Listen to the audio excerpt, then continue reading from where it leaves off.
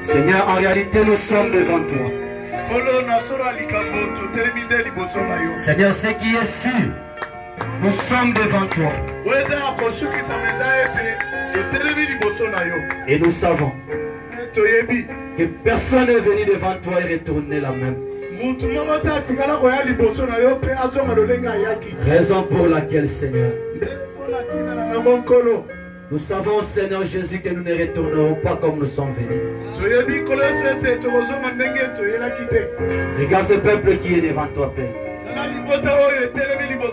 Ils ne sont pas venus, Seigneur, regarder un homme.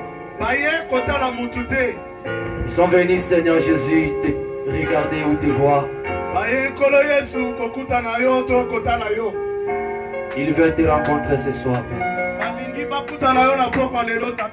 Et tu peux le faire, Seigneur Jésus. Tu peux rencontrer chacun qui est, Seigneur, présent ici. Alléluia. Mets nos cœurs en feu, Seigneur. Dès le début jusqu'à la fin. Au nom de Jésus-Christ. Amen.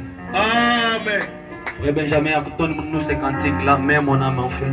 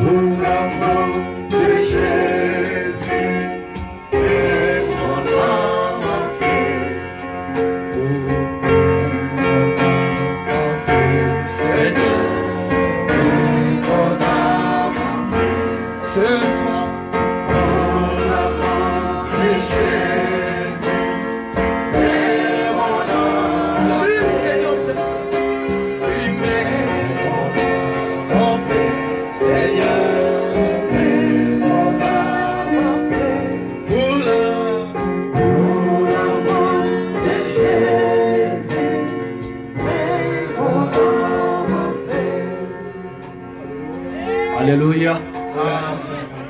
Est-ce que nous sommes conscients que nous sommes devant sa présence? David dit, je suis dans la joie quand on me dit allons dans la maison de Dieu. La joie, nous la trouvons dans la maison de Dieu. C'est le seul lieu où nous pouvons être heureux. Amen. Amen. Sans plus tarder, nous allons nous lever pour que nous puissions. Nous prenons nos Bibles dans Jean chapitre 2. Le verset 1 jusqu'au verset 7.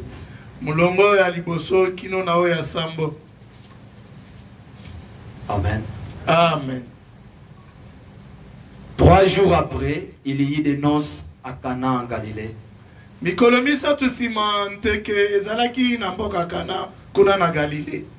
La mère de Jésus était là.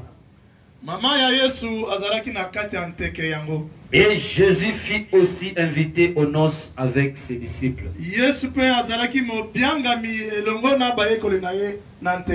Le vin ayant manqué, la mère de Jésus lui dit, ils n'ont plus de vin. Jésus lui dit, Jésus lui répondit, femme, qu'y a-t-il entre moi et toi? Mon heure n'est pas encore venue. Sa mère dit au serviteur, faites ce qu'il vous dira. Or, il y avait là 6 vases de pierre destinés aux purifications des Juifs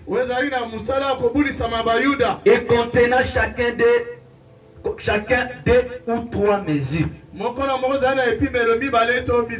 Jésus leur dit, remplissez d'eau ces vases.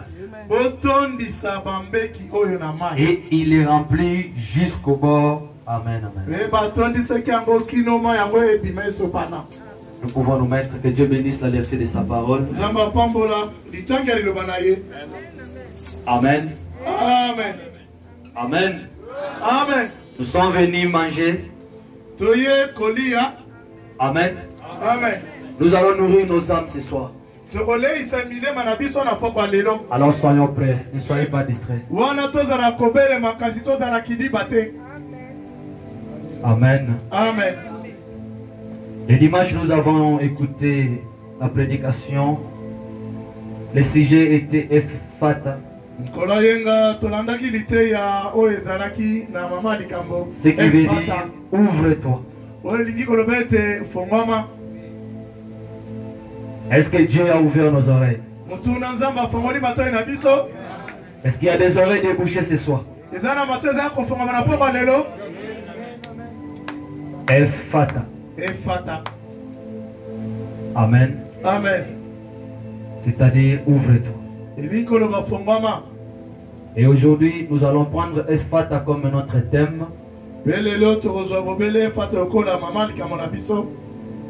Et le sujet, le petit sujet que nous allons essayer un peu de développer ce soir, c'est la perfection de l'obéissance.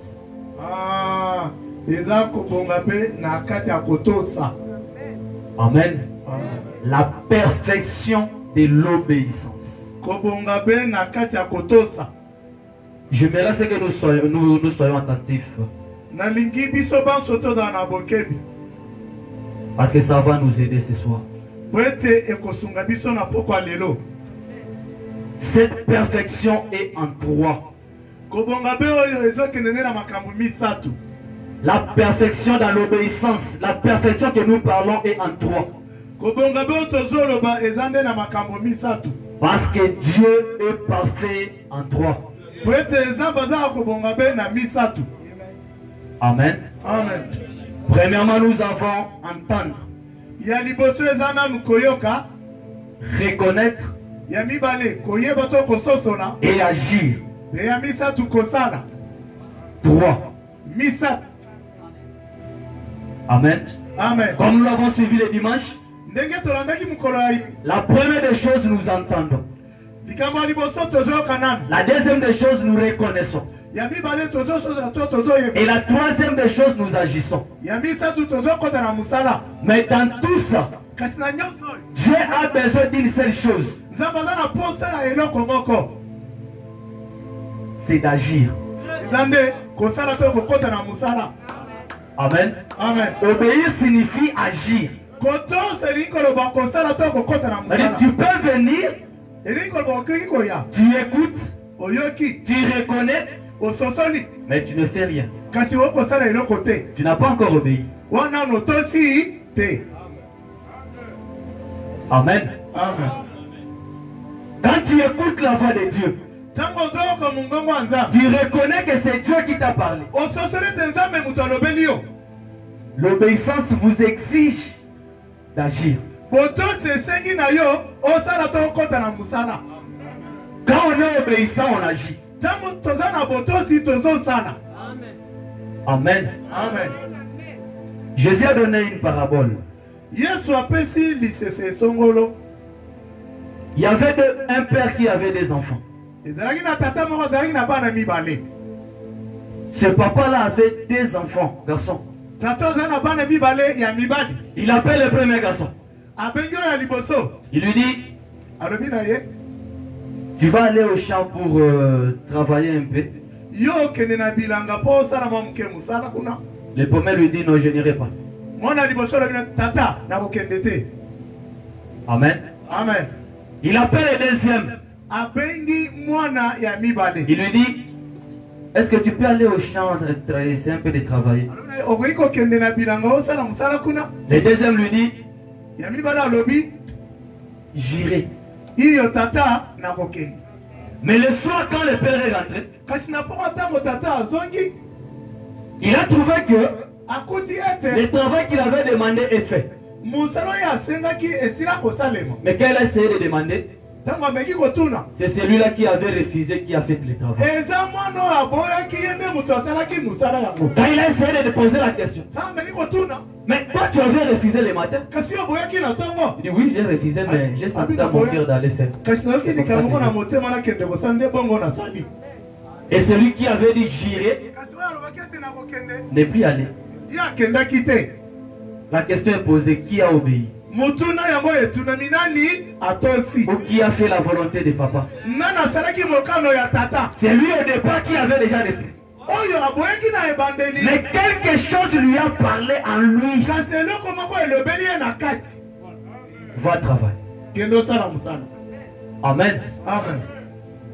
Vous pouvez venir et faire semblant d'écouter. Je vais faire, mais tu ne fais pas. C'est ça l'avantage d'avoir le Saint-Esprit dans le cœur. Même si ton corps te dit n'y va pas, quand tu seras seul, il vient te dire va seulement.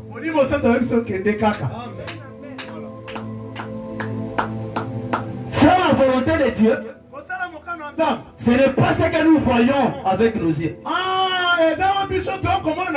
Ce n'est pas l'apparence que vous donnez comme si vous avez compris quelque chose.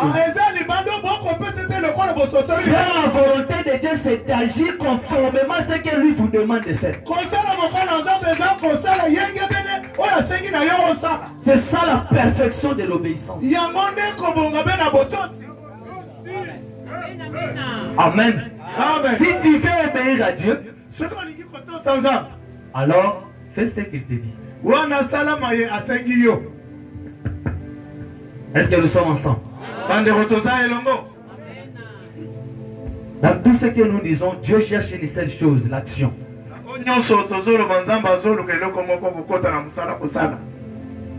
Amen. Amen. Le frère de va nous aider de nous lire là où nous avons lu. Jean chapitre 2 verset 1.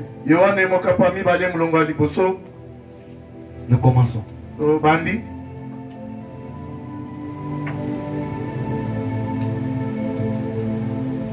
Est-ce que nous sommes ensemble?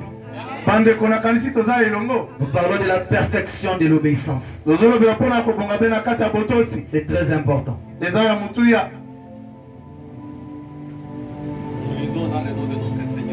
Amen.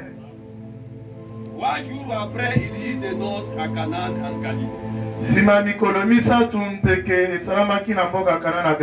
La mère de Jésus était là. Et Jésus fut aussi invité aux noces avec ses disciples. Le vin ayant manqué, la mère de Jésus lui dit, ils n'ont plus de vin. Jésus lui répondit, femme, qu'y a-t-il entre moi et toi? Mon heure n'est pas encore venue. Sa mère dit au serviteur, faites ce qu'il vous dira. C'est sa mère qui est allée dire au serviteur, faites tout ce qu'il vous dira.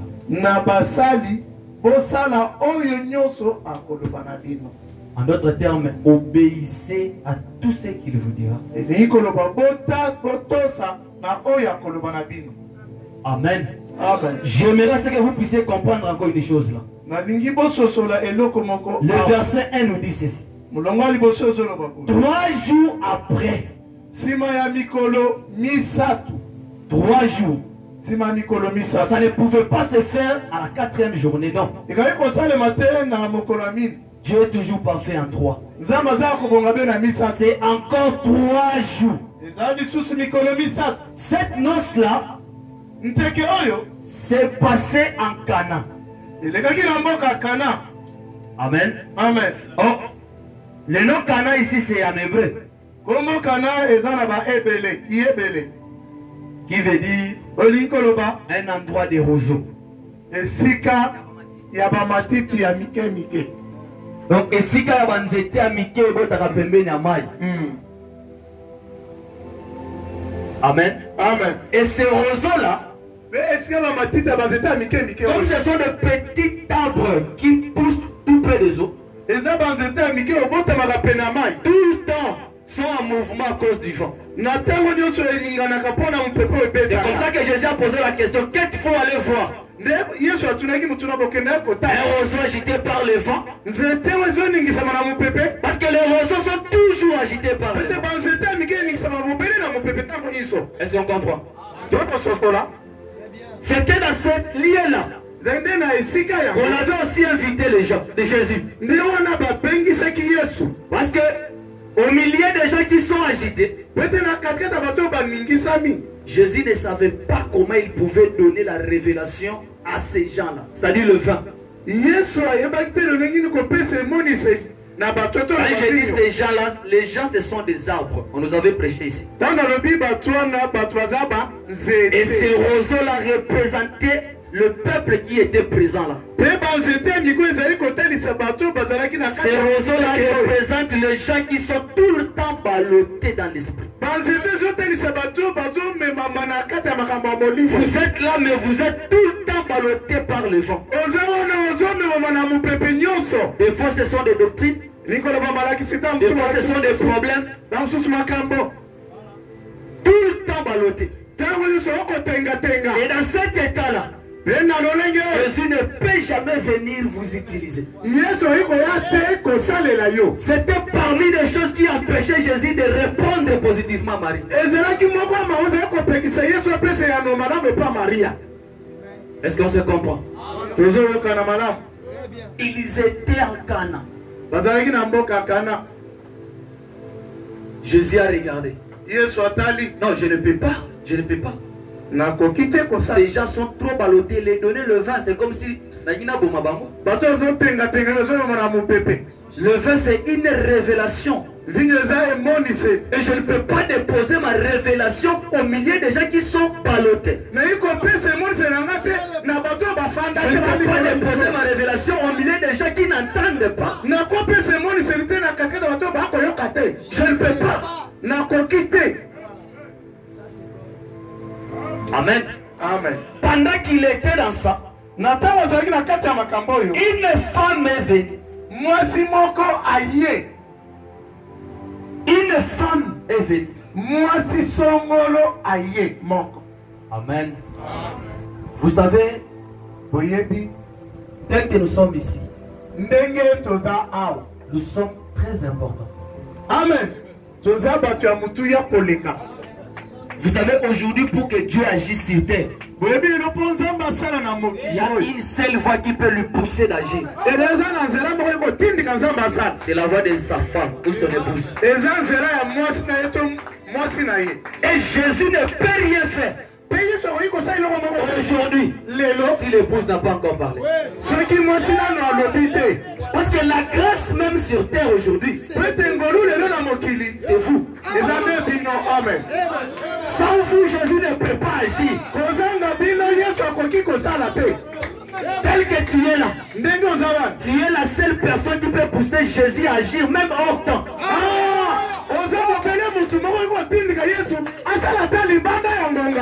C'est-à-dire que tu es très important. Jésus dit à ses disciples, vous êtes la lumière du monde. Parce qu'il savait que la grande lumière c'est moi. Mais pendant mon absence, c'est eux qui sont des lumières. Sans vous, le monde est dans les chaos. Est-ce que vous comprenez un peu ça?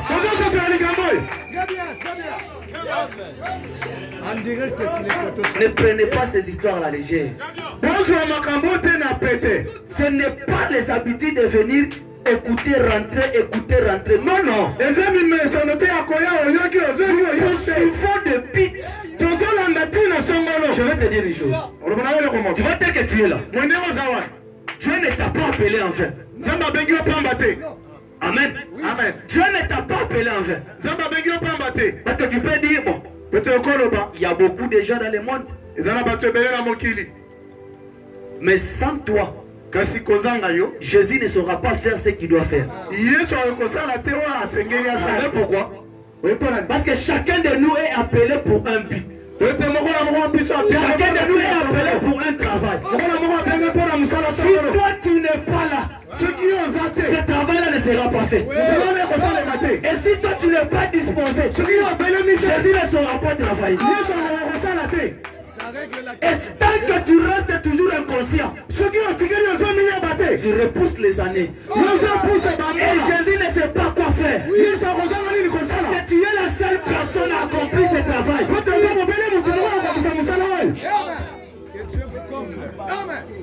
Bien positionné. Personne ne viendra faire ce travail à ta place. Soulevez les pieds. Quand tu viens à l'église, sachez que oh non, je pars à l'église juste pour écouter la parole et puis je rentre. Ce n'est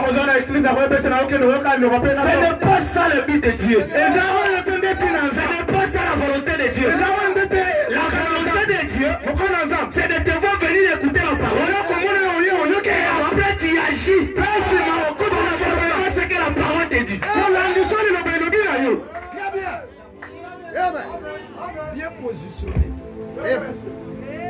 Amen. Amen. C'est comme ça que vous allez voir que même votre attitude dérange Dieu. Soulevez l'épée. Amen. C'est le seul espoir aux Ambatika Nango. Si nous quittons la terre, c'est fini, la grâce est partie. Si aujourd'hui Dieu retient des histoires de fléaux, c'est juste à cause de toi. Il savait que ces gens-là, c'était des gens qui étaient tout le temps ballottés. Mais à cause de la voix d'une femme, une fois elle avait écouté la voix de l'ange. Marie connaissait qui était Jésus.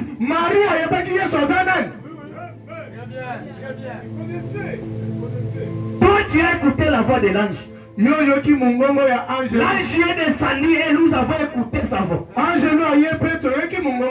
vais vous dire une chose. Écouter la voix de William Branham, c'est écouter la voix de Dieu dans ces derniers jours.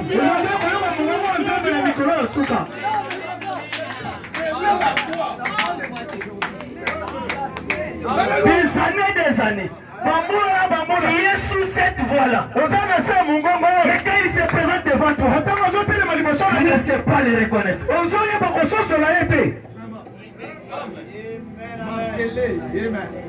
Quand on écoute, on reconnaît. La volonté de Dieu, c'est de vous voir en action. Vous devez travailler. Chacun de nous doit reconnaître sa place. Pour comprendre qu'est-ce que Dieu veut que je fasse.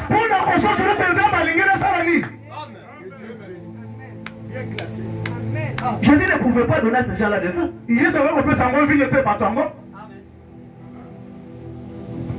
Alléluia. Amen.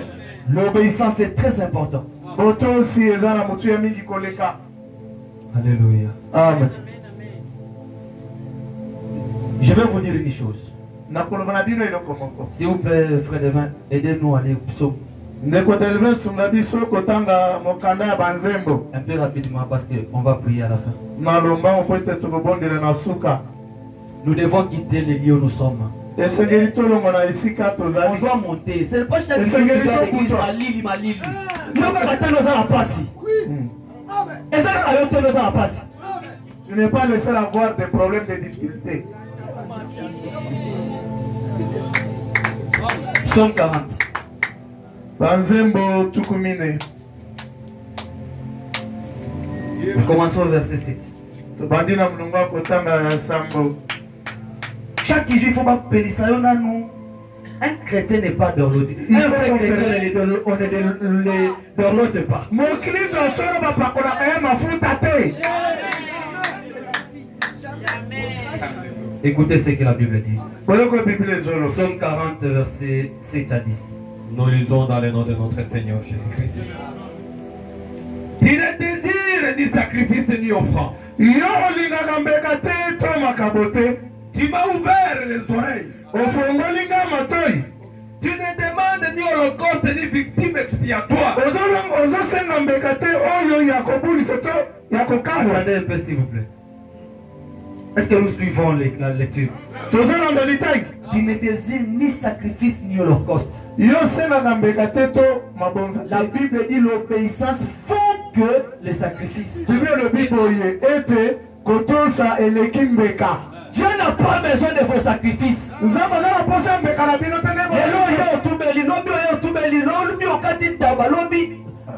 Dieu n'a pas besoin de tout ça. Dieu a besoin de l'obéissance.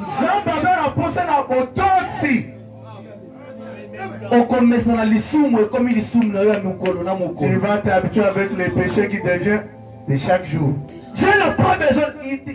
Tu ne désires ni holocauste, ni sacrifice. Mais tu m'as ouvert les oreilles. Pourquoi? Parce que je dois entendre. Dieu nous a ouvert les oreilles. C'est ce qui est très important pour lui. Tu ne demandes ni holocauste ni victime expiatoire. Écoutez le verset 8. Alors j'ai dit, voici je viens avec les rouleaux du livre écrit pour moi. Je vais faire ta volonté, mon Dieu. Attendez. Quelle est la volonté de Dieu? Vous connaissez la volonté de Dieu? Est-ce que vous connaissez la volonté de Dieu? Lisez Jean 6, 40. Jésus dit la volonté de mon Père. Et que quiconque voit le Fils. La volonté de Dieu, c'est de voir un homme qui reconnaît le Fils de Dieu dans l'église. La volonté de Dieu, c'est que tu reconnais que celui qui est là, c'est le Fils de Dieu. C'est le Fils de Dieu. Le jour où tu reconnaîtras ça, tu ne commettras pas de péché. Parce que tu dis que je ne me sanctifie pas pour moi, mais je me sanctifie pour eux.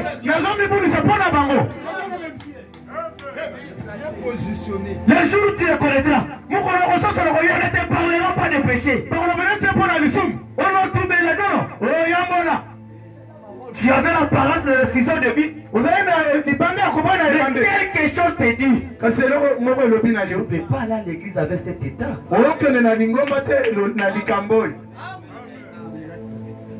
Ce n'est pas le pasteur qui te dit. Il y a quelque chose en toi qui te dit. Tu ne peux pas aller à l'église avec cet état. Sinon tu risqueras de souiller toutes les corps. Et tu te prépares à partir de la maison. Et quand tu viens ici, tu es dans la joie parce que tu es arrangé avec ton Dieu. Nous ne pouvons plus revenir sur ça. Toi, tu as déjà Dieu en toi. Et si tu n'en as pas, c'est le moment de le chercher.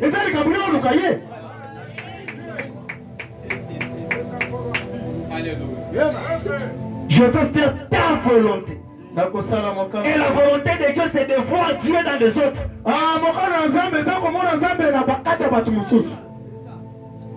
On peut continuer jusqu'à 10. Alors j'ai dit, voici je viens avec les rouleaux du livre écrit pour moi. Je vais faire ta volonté, mon Dieu. Et ta loi est au fond de mon cœur.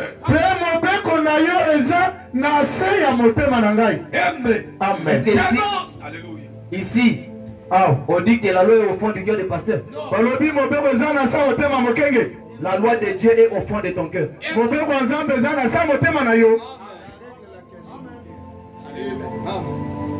Si tu ne le comprends pas, pose-toi la question. Est-ce que tu viens de l'éternité?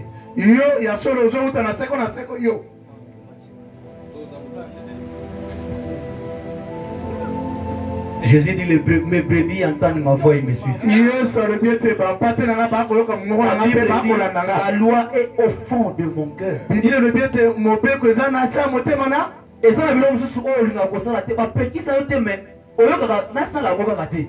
il y a quelque chose en toi qui te dit, ça ne fait pas.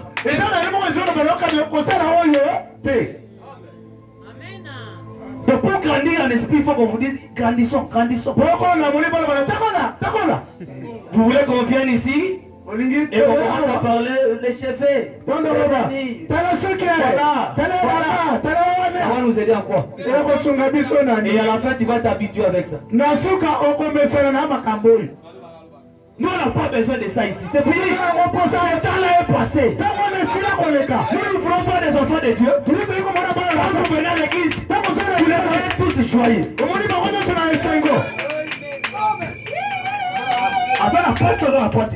A-t-il des problèmes ou non? Il souffre, mais il souffre. Il ne souffre pas. Tout va bien. Elle a laissé l'enfant mort à la maison. Elle marche pour aller chercher les serviteurs de Dieu. C'est lui qui les salue. Tout va bien. Comment va la maison? Tout va bien. Mais l'enfant est mort à la maison. Il n'a pas même voulu ni à son mari. Quel niveau de femme? Regardez la foi de nous. Comment? Tout va bien. Bien que son bétail. Tout va bien. Quand il y va à l'église, c'est lui le premier à s'élever pour chanter. Tout va bien.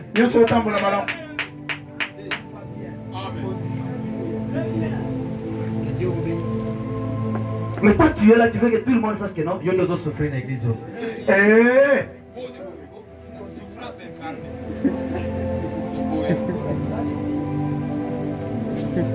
Écoutons ce que Frère Branham dit.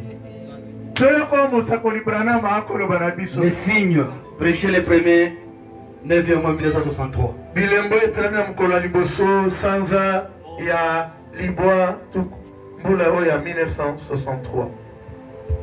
Paragraphe 338.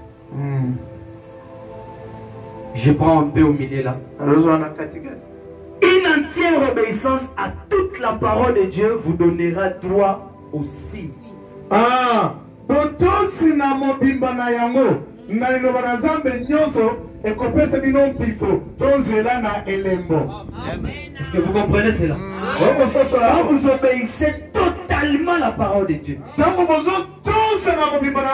avez droit à un signe. Une entière obéissance. Non pas en partie. Pas aussi loin qu'il a votre dénomination. Mais en entier. Entière obéissance à la parole.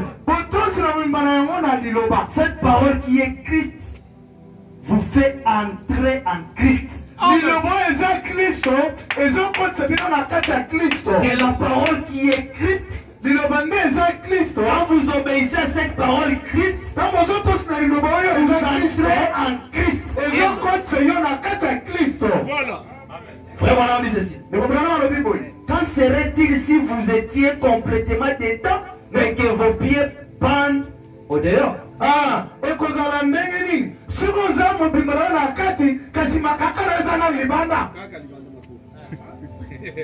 oui, awa mobimba. Mais ma colo, tu as mon libanda. Et que vous avez quand serait-il si vous étiez complètement dedans avec les mains qui pendent au dehors? Ah, et que vous avez yo mobimba na kati kasi maboko wapili libanda. Ozayo mobimba na kati mais maboko tiyo libanda. Oyo ndeko sala Nzambe te. Est-ce que nous sommes là? Amen. Presque complètement dedans, mais avec les cœurs qui pendent dehors. Ah, tout le monde n'a pas mobimba na yo nyonso na kati kasi motema wapi libanda oye yo mobimba na bomoto na yo mobimba me motema eza awa te ekozala ndenge nini? Voyez-vous, le cœur est en dehors dans le monde. Frère Branham dit, mais nous n'agissons pas ainsi.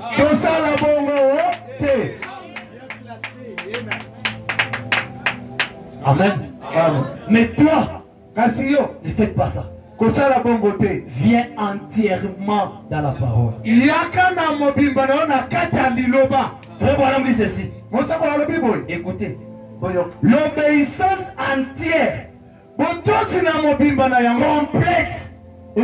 complète, entière et complète, fait que vous et la parole, vous n'êtes que un. Amen.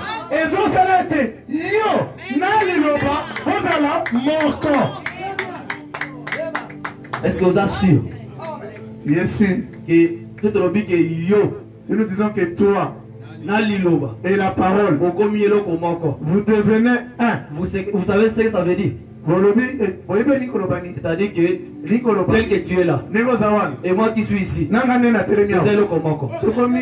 Bon, regardez maintenant mon atmosphère à moi et regardez ce que vous êtes. C'est-à-dire quand tu dis Amen là-bas, ce n'est pas à moi que tu dis Amen. Tu dis Amen à toi-même. Tu vois comme le frère est en train de se réjouir. Il se réjouit parce que lui et cette parole, basez-le comment. Il ne fait que comprendre. Et ça dit bien. Frère Branham dit, Dieu est descendu dans ces derniers jours pour adorer et être adoré.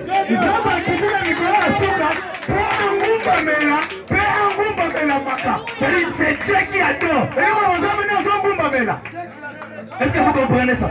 C'est Dieu qui adore en vous. Et vous, vous adorez Dieu. Frère Branham dit c'est la même chose. Vous êtes un.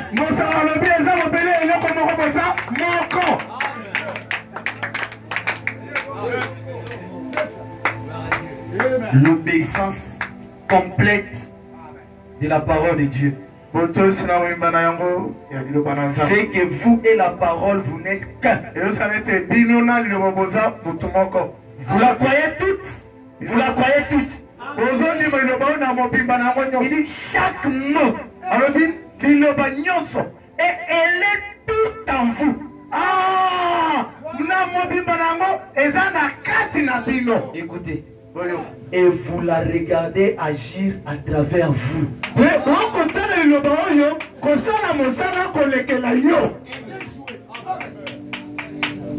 Jusqu'à la fin de cette prédication, Efata, nous allons comprendre qui sont les aigles qui ne descendent pas. Moi, je ne poserai plus la question. Quand j'entre, c'est moi je regarde. Il n'est pas encore un avec la parole. Je peux juste regarder le pasteur. Et puis je le regarde. Je dis, et lui et la parole. Incompatibilité totale. Donc, ils ont salé bien. Ils ont salé bien. On ne lui donne pas de la joie.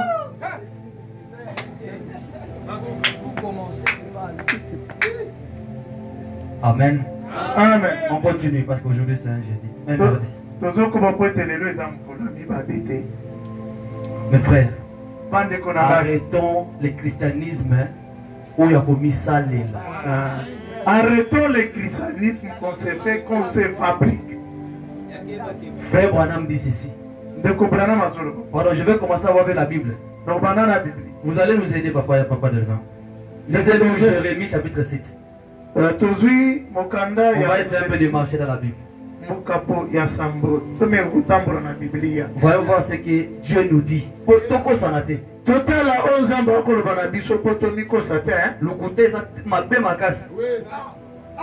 Les mensonges sont très mauvais.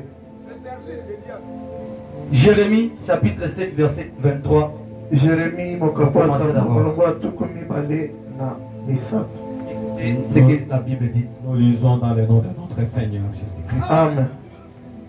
Jérémie chapitre 7 verset 23. Ah. Nous lisons. Mais voici l'ordre que je leur ai donné. Kasi botala mulongo ngai na pesi bango. Écoutez ma voix. Boyoka mungongo na ngai. Et je serai votre Dieu. Bengai na kozala Nzambe na bino. Et vous serez mon peuple. Bino bokozala libote na ngai. Marchez dans toutes les voies que je vous prescris. Ah, botambola na banzela nyonso nakokomela bino. Afin que vous soyez heureux. Pate bozala batu ya esengo. Quand tu n'es pas erré, Yozana esengo te. on comprend, c'est facile. Tozososola na pete. C'est la Bible qui le dit. Biblia nde elobi. C'est un ordre. Eza mitindo.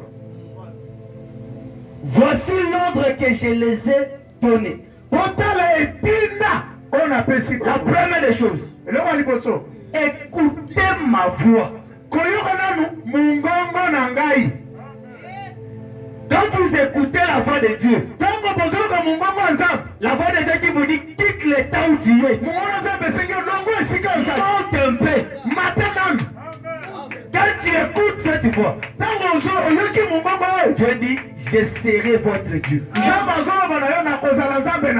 ne viendrai jamais te rencontrer dans l'état où tu es là. Je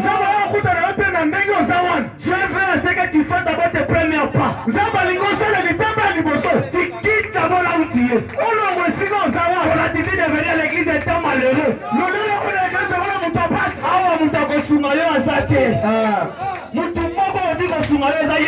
Amen.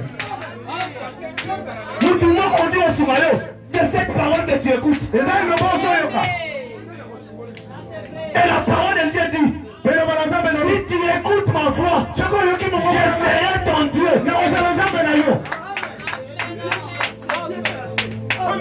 Mais quand on va encore venir le jeudi, ton monde est sous ta haute. On va voir le visage encore fâté comme aujourd'hui.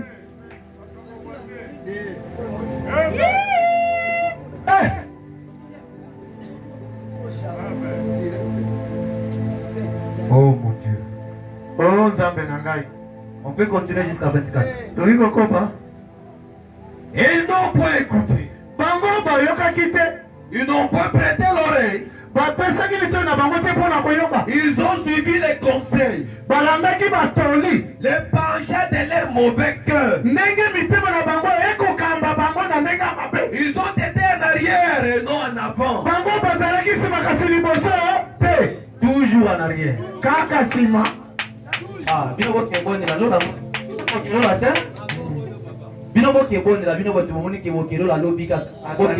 Ah, tu penses que tu peux blaguer avec Dieu? La Bible dit tout ce que nous serons. On récolte aujourd'hui. Ton attitude vis-à-vis de la parole de Dieu déterminera même ce que sera tes enfants. Tu vois des enfants malili, ne les dérange pas. C'est comme ça que tu étais.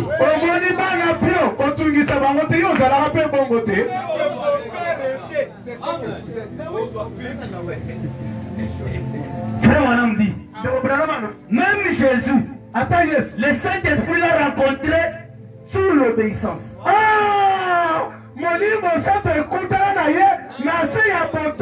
Même Jésus, et l'obéissance de Dieu, c'est de vous voir agir. Même Jésus,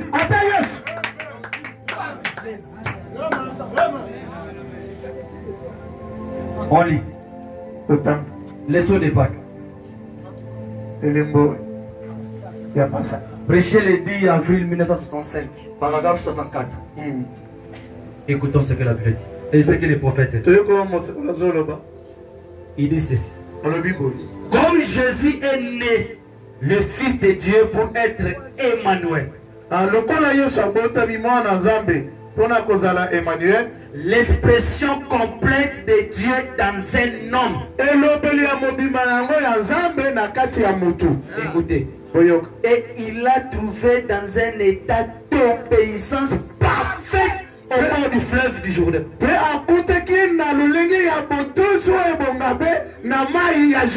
C'est-à-dire Dieu est allé rencontrer Jésus au bord du fleuve. Jésus étant obéissant. Écoutez ce qu'il dit. Écoutez. Se faisant baptiser par ses prophètes. Dieu lui-même, il cherche à accomplir la parole. Et dès qu'il y a obéi et qu'il est sorti de l'eau,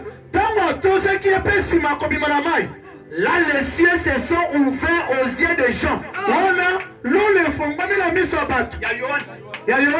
Et Jean a vu le Saint-Esprit qui est descendu du ciel et qui a dit,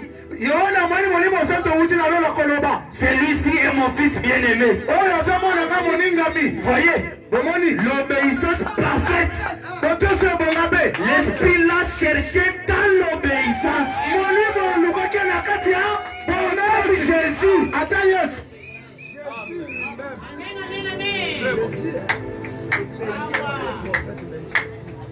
Est-ce que vous savez, dans l'église, nous sommes tous des enfants. Nous avons un seul Père.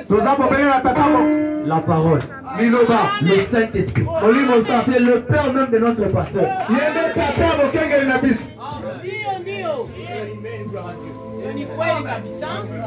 Amen. Amen. Pourquoi nous appelons pasteur papa? Si aujourd'hui je passe chez le pasteur, je lui dis bonjour mon mari.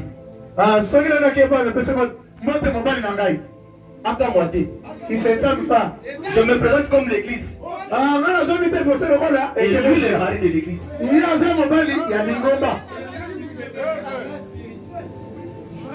Pour arriver à ça, ce n'est pas dans l'état là que nous sommes.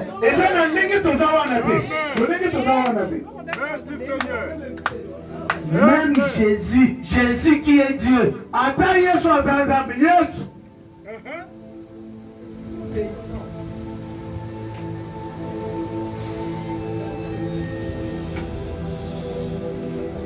Vous savez, même nos âmes,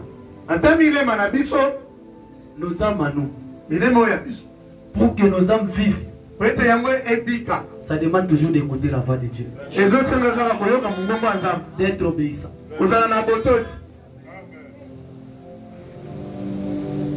On continue. Est-ce que nous sommes là? Est-ce que vous vous sentez dans la joie maintenant? Elohim est votre Père. Redevez de nous.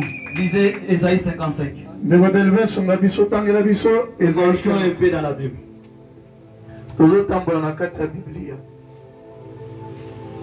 Ça s'appelle les enfants de Dieu.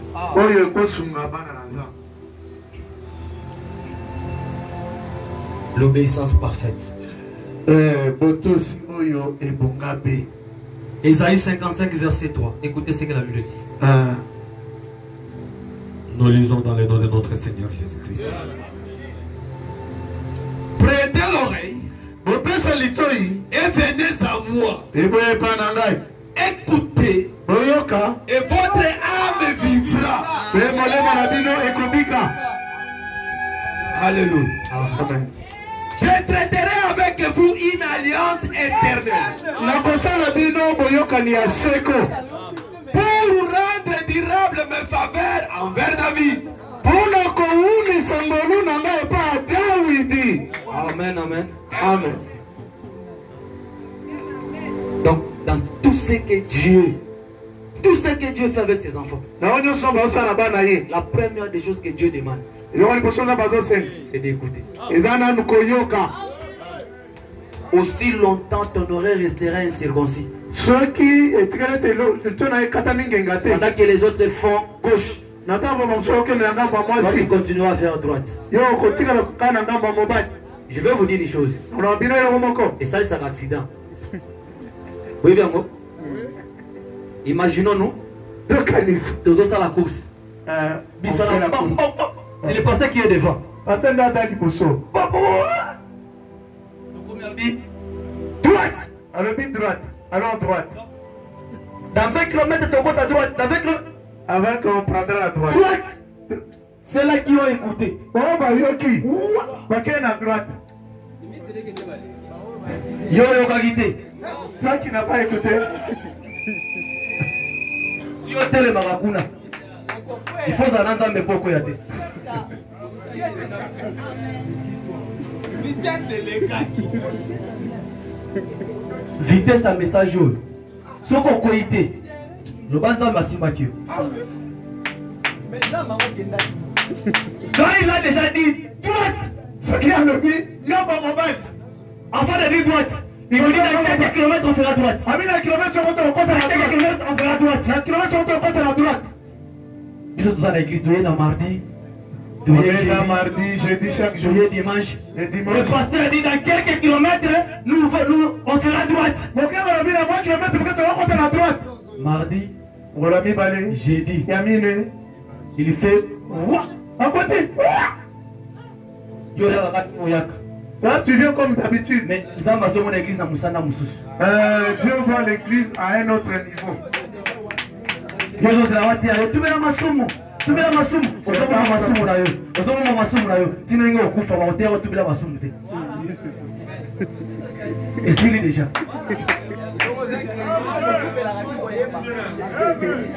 Ton compte a dit déjà droite. Nous sommes déjà à droite. Nous avons emprunté la voie droite. Toi, tu veux qu'on te parle encore? Pas-tu moi, dans côté. Toi, tu veux qu'on te parle comme après 11 ans, sur le banc. Si mais à 11 ans, on fait dans Bibonga. Ce n'est pas William qui le fera. William, tu as ça à côté. Moi, j'ai dit, on a lobby. Prêtez l'oreille. Et venez à moi. Écoutez. Et votre âme vivra. Je traiterai avec vous une alliance éternelle pour rendre durable mes faveurs envers David.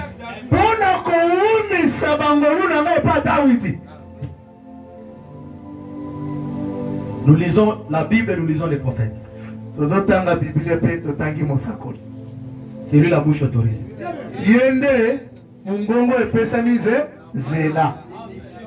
Écoutez ce que Frère Branham va dire.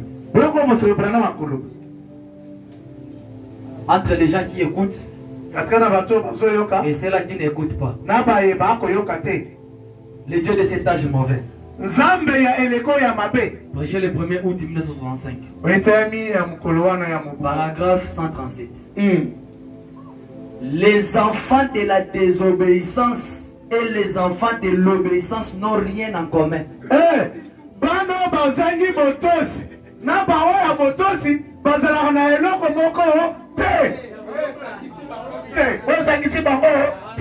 Voilà.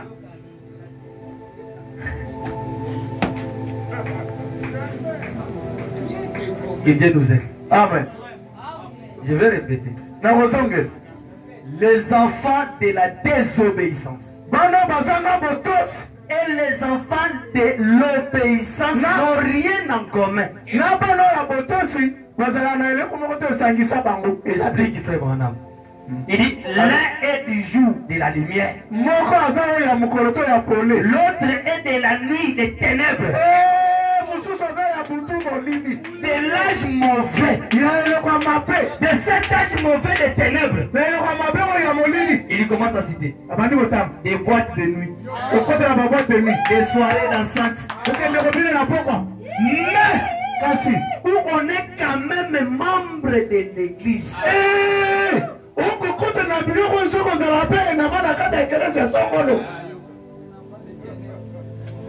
Aux gens membre de l'église. Le fils de la désobéissance. Mais le langage, il changera. À un membre de l'église. Mais le langage, il changera. Oui, oui. Oui, sur la bête, il y a l'église. On remet tout le monde à la moine ensemble, tout le monde ensemble. bosali mwa kope moko ya mbongo bapesi mbongo boye mon cher likambo ya nzambe eza te oyo eza kope o mbongo mon cher oyo mbongo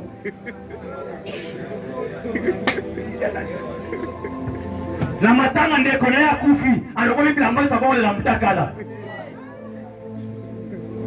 nazalaki na pasi ndeko akufaki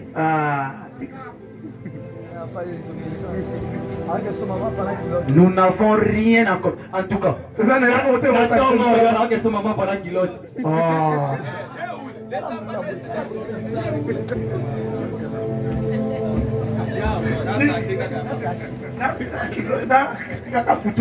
les frères Badam dit nous n'avons rien en commun avec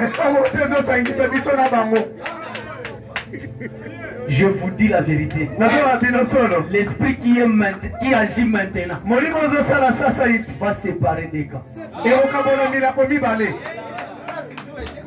Et le pasteur ne vous dira pas que l'esprit vous sépare. Lui connaît les gens qui les suivent.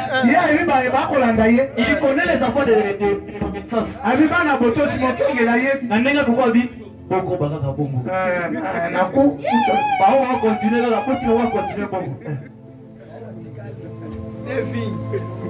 Pourquoi?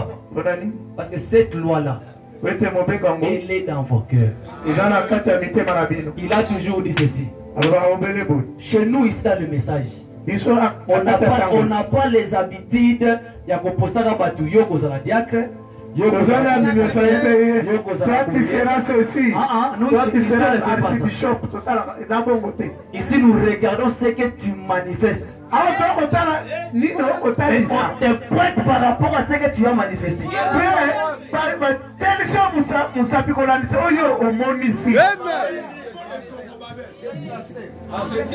Oh non, peut-être la cause en a don, hein. Peut-être la cause. Ah, tu en as don, tu n'en as pas, tu n'en as pas.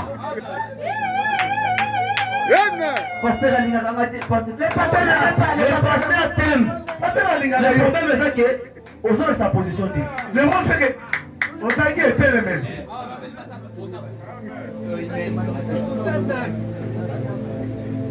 En tout cas. À ce moment on était. Et quand les pasteurs ne te voient pas, je vous dis la vérité. Quand ils ne te voient pas, c'est-à-dire le Saint-Esprit ne te voit pas.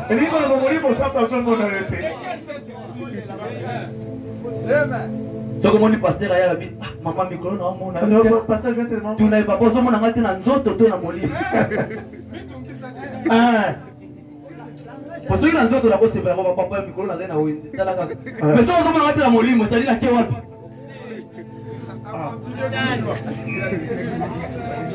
Et on a des parents qui m'ont alors belo non na somo na raté.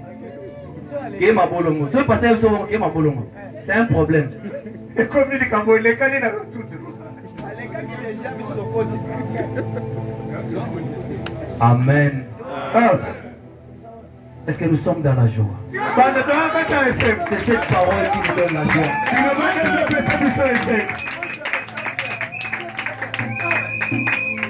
L'obéissance parfaite. Est-ce que nous serons obéissants?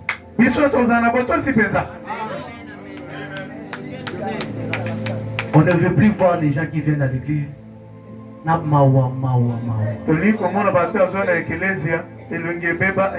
dimanche, on avait dit changer de direction.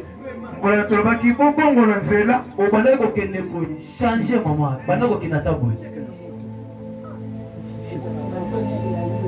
Et l'autre dimanche, mardi et kangio. Tu vois que dimanche, on va se voir ma lili pour baïbi ba moi déjà mon boumana moto. Les lots qui m'ont bien s'équiper, mais mardi on va le kangama. Comment c'est pas personne sous.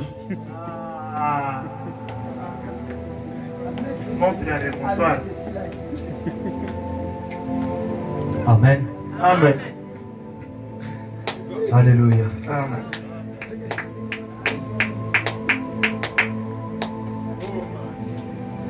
Il y a des histoires ici, je ne sais même pas comment continuer. On va nous lever, il est déjà 18h30. 18h30. Si Dieu nous donne le temps, on peut continuer le jeudi. Ce qui nous a fait ce tango, vous savez, un enfant qui n'est pas obéissant. Papa ko tambola zando azomona na bilamba azobate akosomela ngo ndenge nini.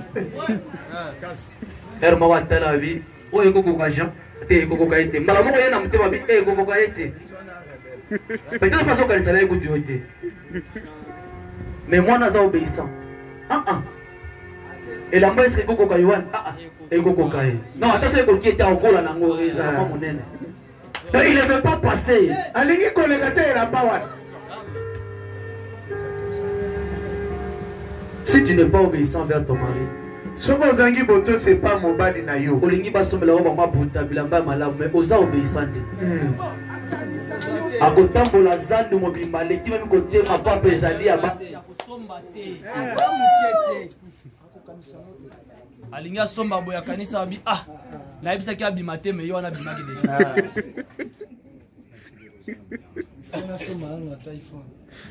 Ce qui se passe dans le naturel.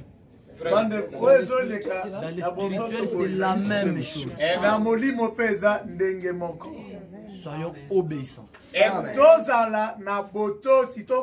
Écoutons la voix de Dieu. Et Marie a dit à ses serviteurs là.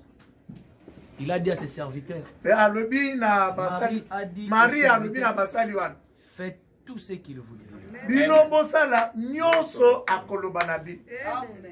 Amen. Amen. Amen. Pendant qu'on nous donne un cantique, on va essayer un peu, on va prier un peu. Dans mon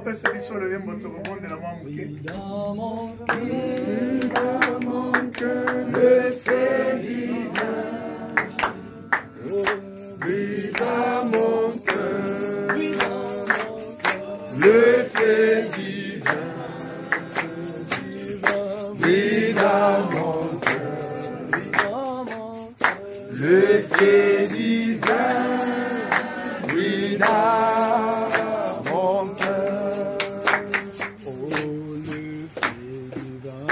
le fait dans mon cœur, le fait divin, oui, dans mon cœur, le fait divin, oui, dans mon cœur. Le fait divin, oui, dans mon cœur. Chacun de nous va dire un mot à Dieu.